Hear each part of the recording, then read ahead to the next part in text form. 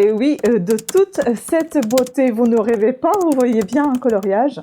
Donc ça m'a donné envie d'acheter quelques livres concernant Anne Boleyn, mais je suis tombée sur toute une série de reines maudites et puis je les ai achetées. En réalité, enquêter sur d'inexplicables disparitions humaines. Aussi assez glauque, donc tombent les têtes. Les enquêtes de Mackenzie, par l'autrice de la série à succès, Gardez-le ouvert. J'ai 3 de ces bouquins, il me semble, il y en a 3 déjà. Voilà, écoutez, sympa. Et enfin, donc, les reines maudites.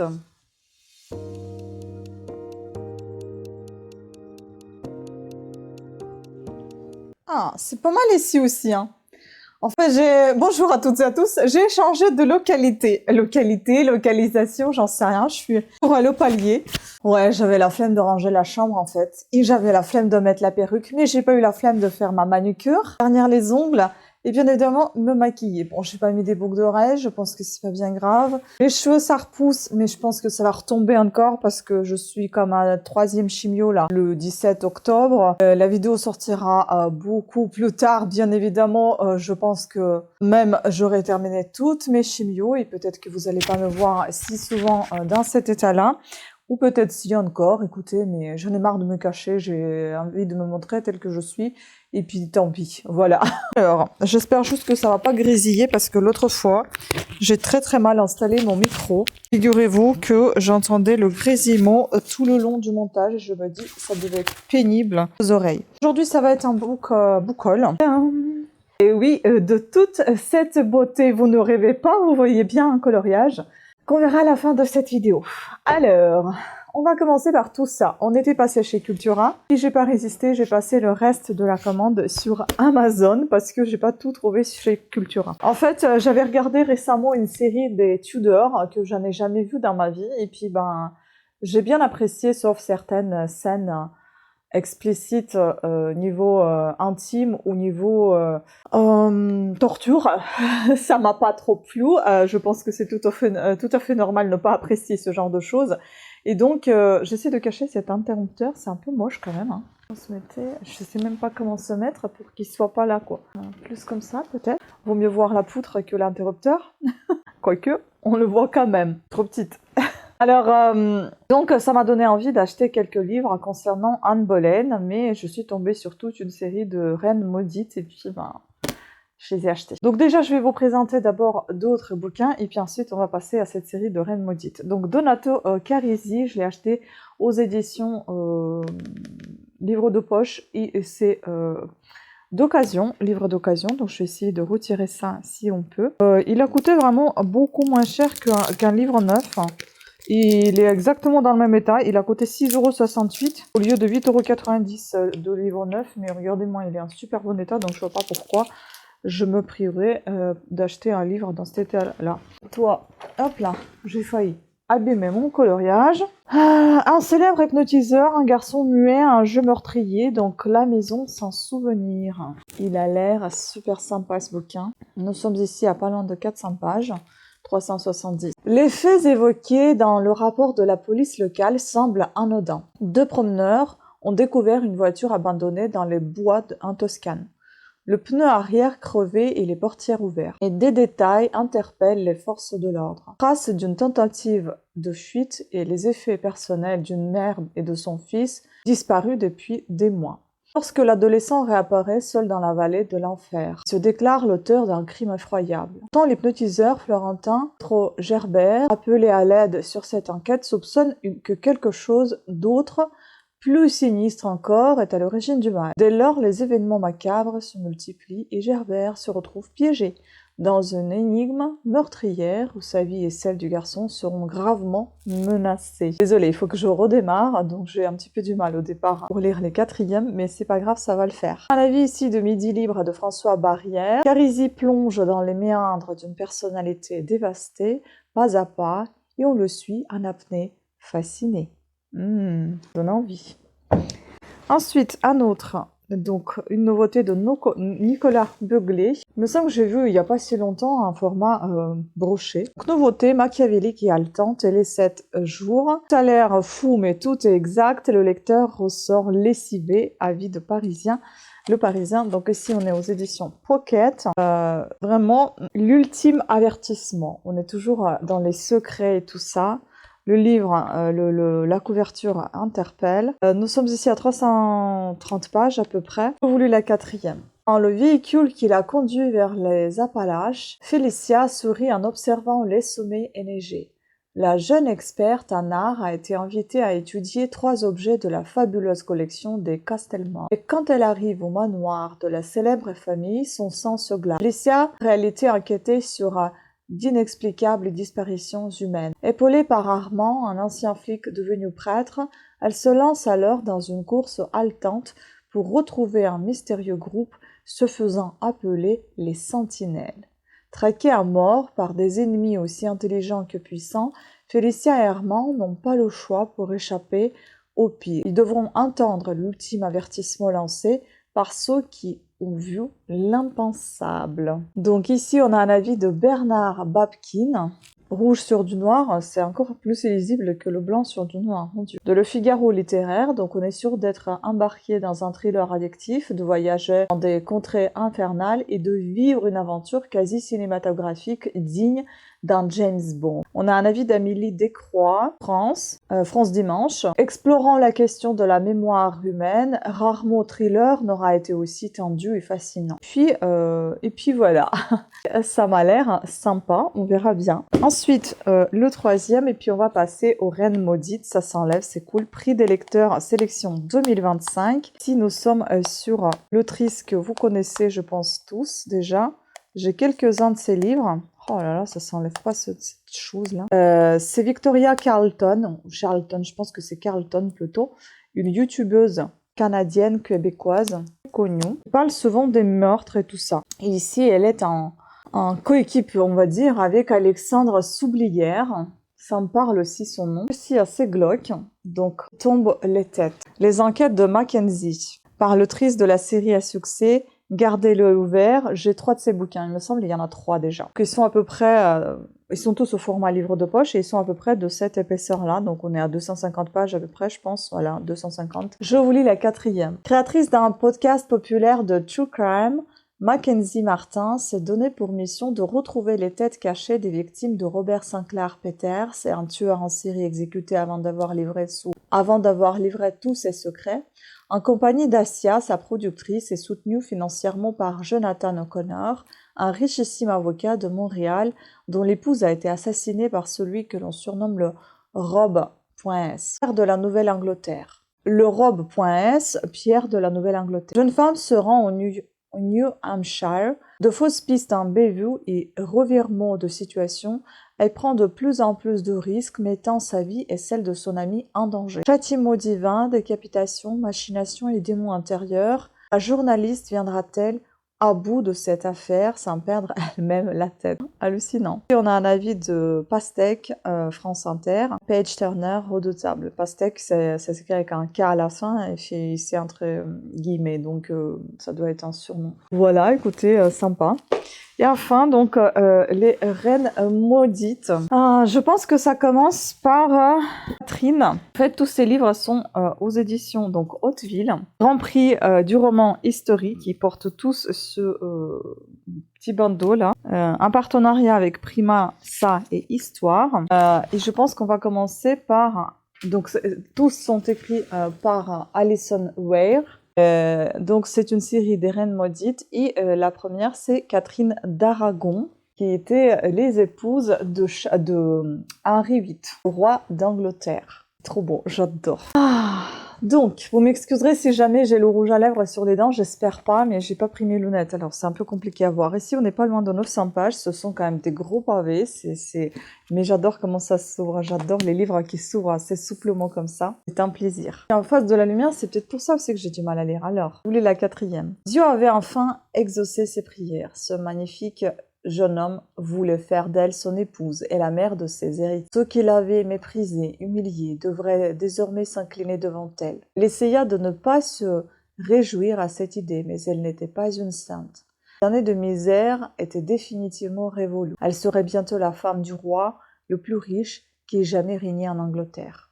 Catherine d'Aragon n'a que 16 ans lorsqu'elle quitte à tout jamais son Espagne natale. The prince Arthur, elle sait que son destin est tout tracé, elle sera reine d'Angleterre. Lorsque la mort réclame prématurément son nouvel époux, cette belle destinée vole en éclats. Et c'est trahie par ceux qui étaient censés la protéger, Catherine ne doit sa survie qu'à sa foi et à sa détermination. C'est mérité et récompensé lorsqu'elle monte enfin sur le trône en épousant le beau Henri, jeune frère d'Arthur. Mais au fil des années, leur bonheur se délite peu à peu. Quand leur union et la nation tout entière sont menacées, Catherine décide qu'elle ne se laissera pas remplacer sans livrer bataille. C'était très perturbant cette série, j'ai bien aimé. Donc ici on a un avis de The Times, l'autrice admire clairement son héroïne et lui rend hommage dans ce récit soigneusement documenté. Puis The Guardian, Alison Ware, un talent inégal pour donner vie à une époque grâce à une myriade de détails. C'est magnifique, je ne sais pas, j'espère que c'est aussi bien écrit comme j'ai bien aimé le film, donc ça devrait être même encore mieux, on verra. Ensuite, je pense que c'était Anne Boleyn, je ne sais pas si je fais tout dans le bon ordre, je pense, j'enlève tous les bandeaux. Je ne sais pas si c'est marqué quelque part, quelle est la chronologie de ces bouquins. Ça, on commence par Catherine d'Aragon, ensuite c'est Anne Boleyn, après c'est Jeanne Seymour et puis Anne de Clèves. Il y avait le titre, donc à Catherine d'Aragon, la première reine. Ici, donc, Anne Boleyn, l'obsession d'un roi. Donc c'est le tome 2, traduit de l'anglais par Barbara Versini. Est-ce que c'est la même traduction? Pour l'instant, pour les deux, oui. Génial. Je pense que c'est pas à peu près pareil. On est à peu près à 800 pages ici. Et manipulatrice. Oh là là là là, mais quel cauchemar cette femme. Mais qu'elle était forte quand même, très très intelligente. Donc, seule comptait pour Anne le pouvoir, la future dynastie qu'elle allait engendrer et la réforme religieuse. L'union charnelle n'avait été qu'un moyen de parvenir à ses fins et maintenant tout cela se trouvait à sa portée. Elle s'était offerte à Henri et peut-être même conçu le fils qui comblerait toutes leurs attentes. Auquel cas son triomphe fleurissait déjà en elle. Au printemps 1522, la jeune Anne Boleyn rentre de France et se fait remarquer à la cour du roi Henri VIII par son esprit et son charme. Fougueux, il est prêt à tout pour posséder celle qui incarne à ses yeux la perfection et il va jusqu'à répudier la reine Catherine d'Aragon. Après avoir perdu l'homme qu'elle aimait, Anne n'apprécie guère les avances de Henri, à qui elle ne pourra jamais offrir son cœur. Mais portée par son ambition, elle cède, refusant avec ruse le statut de simple maîtresse. Elle lance alors dans un jeu dangereux pour monter sur le trône, sans se douter qu'elle court à sa véritable plongée en eau sombre, aux côtés d'Anne Boleyn, l'épouse la plus célèbre du roi Henri VIII, celle qui lui inspira une folle passion, en fit basculer le destin de l'Angleterre. C'est une belle, triste histoire de passion, de manipulation, de manigance, de folie quelque part. Dans la vie de Telegraph, ici, donc le portrait inoubliable d'une femme ambitieuse, au destin bien connu, mais dont personne n'a vraiment sondé les motivations profondes. Ensuite, le troisième, c'est Jeanne Seymour, une petite faux-folle. Je pense que c'était l'une des plus jeunes de ses épouses, en tout cas dans ce que j'ai vu dans le film, Nous sommes ici pas loin de 800 pages aussi. Et donc ce troisième tome s'appelle Jeanne Seymour, la reine bien-aimée. Et là, on a un autre traducteur, donc Alain Sainte-Marie. C'est bizarre, il y en a, en fait, celui-ci, il est que pour ce tome-là. Et puis, on reprend de nouveau Barbara Versini pour le quatrième tome. Bon, alors, je vous lis la quatrième ce tome. Jeanne n'avait aucun désir d'être mariée. Son souhait était de devenir religieuse. Chacun l'a taquinée à ce sujet. Nul ne la prenait au sérieux à leur guise. Bientôt, il s'apercevait que sa détermination n'avait rien à envier à celle de son frère, quand il s'agissait d'obtenir ce qu'elle voulait. 11 jours après l'exécution d'Anne Boleyn, Jeanne Seymour devient la nouvelle épouse du roi Henri VIII. Entraînée contre son gré dans ce dangereux jeu politique, elle sait qu'elle devra donner naissance à un fils ou subir le même destin funeste que les deux reines qui l'ont précédée. Malgré la fiction sincère que semble lui porter le roi, celle qui se prédestinait à une vie de nonne s'expose à une mort brutale, en s'accrochant à l'ancienne foi dans une Angleterre en pleine révolution religieuse. Alors qu'elle doit chaque jour lutter pour sa survie au-delà des murs de la cour, la peste fait rage et la rébellion gronde. Le danger part peut-être même là où Jeanne l'attend le moins. L'autrice historienne de renom Alison Ware, livre ici le 3e volume de sa fascinante série sur les épouses de Henri VIII et les reines maudites. Je suis désolée, le soleil il vient, il repart, c'est pour ça que la luminosité change. Donc Alison Weir donne une vie à l'histoire comme personne d'autre. L'héroïne aimable et digne ne laisse pas indifférent, d'autant que sa fin cruelle l'a privée d'un bonheur sincère. C'est un avis de Barbara Erskine. Je vous avoue que ça ressemble pas tout à fait à ce que j'ai vu dans le film, en tout cas parlant de cette Jane Seymour, si je la confonds pas avec une autre, mais il me semble que c'était elle, la plus jeune, la plus folle, et je voyais rien de sang en elle en tout cas, mais bon, on verra bien si je pense à la même personne. Anne de Clèves, donc celui-ci s'appelle... Ici, on a même l'arbre généalogique. Allemagne, Clèves. Ah oui, c'est elle. Alors, la princesse de Clèves. De Clèves. En 3 volumes, en 3 parties. Qui a, lui, à peu près 700, un peu plus de 700 pages. C'est le plus petit. De toute évidence, le roi était bien disposé à son égard et recherchait le bonheur conjugal. Si elle parvenait à lui plaire et se garder de l'offenser, alors elle serait à l'abri des ennemis. Peut-être même trouverait-elle le bonheur. Avant 4 ans, Anne de Clèves est déjà considérée comme une vieille fille et doit rapidement se trouver un époux. Une union avec Henri VIII est sans doute sa dernière chance. Malheureusement, s'il est séduit par son portrait, le roi Henri est amèrement déçu quand il rencontre sa promise. Anne sait pourtant qu'il doit absolument plaire au roi, d'autant plus que l'équilibre du pouvoir en Europe dépend de son mariage.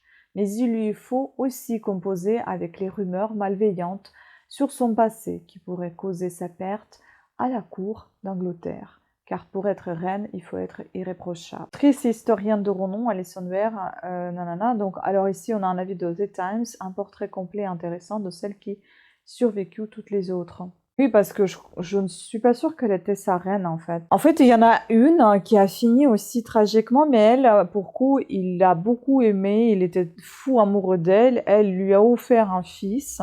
Et elle, je ne m'en souviens pas comment elle s'appelait. Est-ce que c'est Jane Seymour ou est-ce que c'était Anne de Clèves? Est-ce que c'est Anne de Clèves qui ne l'avait pas appréciée, mais...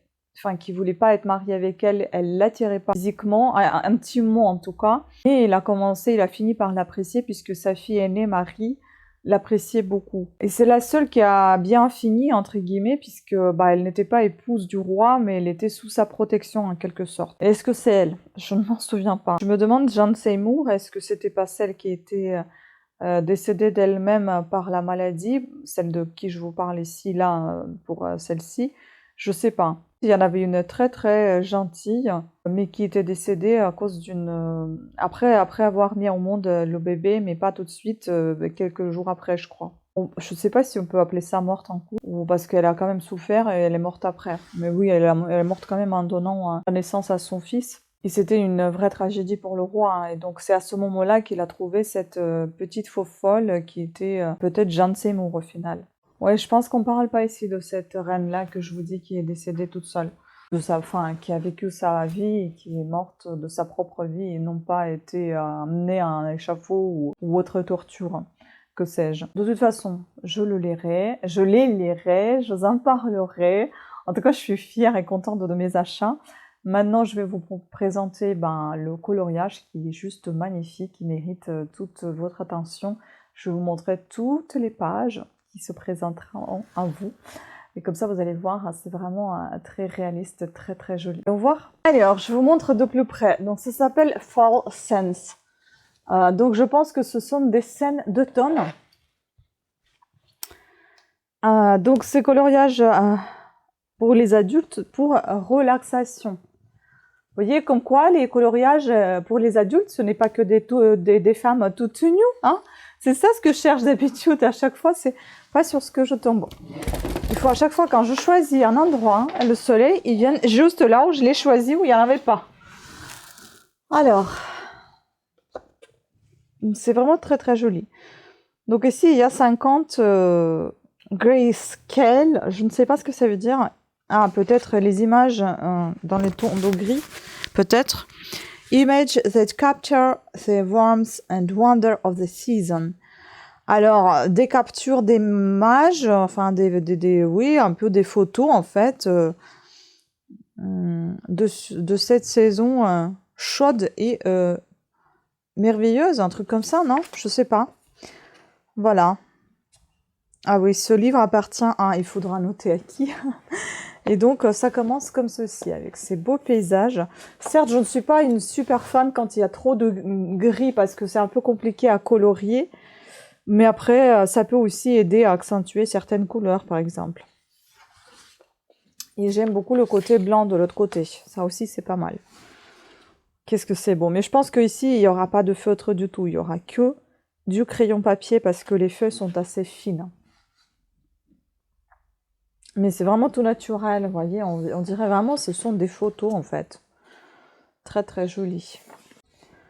J'adore. Il est vraiment très beau, ce coloriage. Il est magnifique. Des scènes automnales, des paysages, en fait. Des portraits aussi, vous voyez. Les enfants comme ça dans les feuilles d'automne, c'est trop beau. Les pommes, les pommes. C'est magnifique.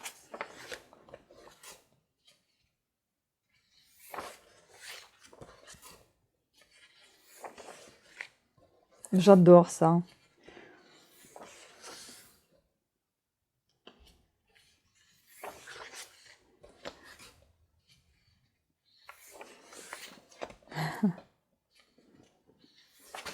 C'est beau, hein?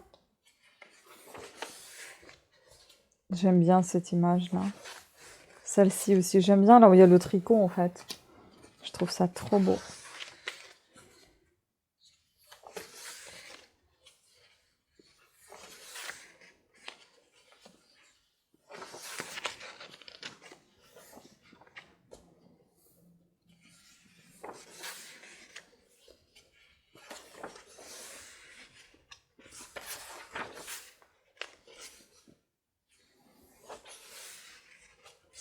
Ça, c'est très complexe, hein.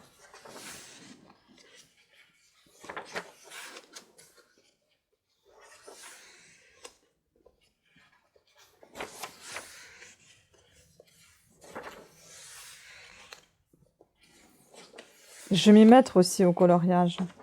Je vais peut-être même faire des directs, mais plutôt sur TikTok ou par là, non. Colorier juste en direct.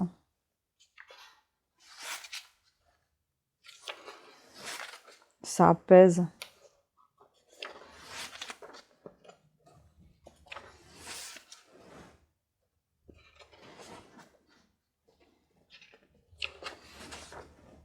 Je pense qu'il doit y en avoir une cinquantaine de coloriages. J'ai pas vu combien il y en a.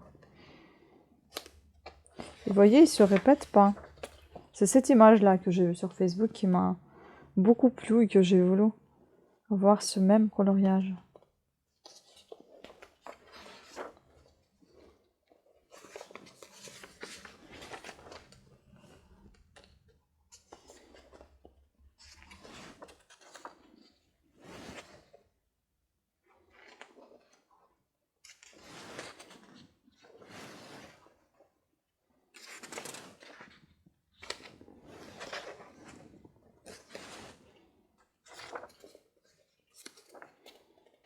Voilà. Ah oui, il demande de faire une review sur Amazon.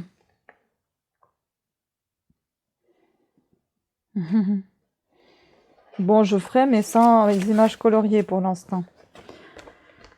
Oui, il y en a 50. J'adore. C'est top. Trop beau. Voilà, sur ce, je vous remercie beaucoup de votre attention. J'espère que vous l'avez apprécié. Dites-moi si vous avez déjà regardé cette série des Tudors ou est-ce que vous avez lu cette série de livres Les Reines Maudites. Connaissez-vous quelque chose de plus des reines? Êtes-vous, est-ce qu'il y en a une parmi celles-ci que vous appréciez le plus et pourquoi? Ou que vous détestez le plus et pourquoi. Moi, je peux dire que j'ai détesté et apprécié à la fois Anne Boleyn parce que en fait, j'étais impressionnée par son intelligence, sa maîtrise de manipulation et sa beauté. Elle était quand même assez jolie. Mais je la détestais justement encore une nouvelle fois pour sa manipulation et sa méchanceté bien cachée. Voilà, je pense que c'est l'une des seules qui m'a marqué le plus. Après, Catherine d'Aragon, j'ai bien aimé par sa sagesse, son intelligence, sa patience, mais je l'ai pas détestée, mais j'ai moins apprécié le fait de sa victimisation, mais en fin de compte, elle y était victime, elle était victime dans tout ça. J'ai moins apprécié et j'ai moins apprécié son... Bon, après, c'était face à un roi, elle pouvait pas faire autrement, elle pouvait pas non plus dire, comme aujourd'hui, tu sais quoi, casse-toi, et puis c'est tout, parce que sinon c'est l'échafaud. Au moins, elle est morte de sa propre mort aussi, elle n'a pas été décapitée. Donc voilà. Mon avis est assez mitigé. Écoutez, sur ce, je vous embrasse, je vous remercie beaucoup de votre attention. Pensez à vous abonner et activer la petite cloche de notification afin d'être averti de nouvelles sorties de vidéos. Je vous embrasse, prenez soin de vous et à très bientôt. Ciao!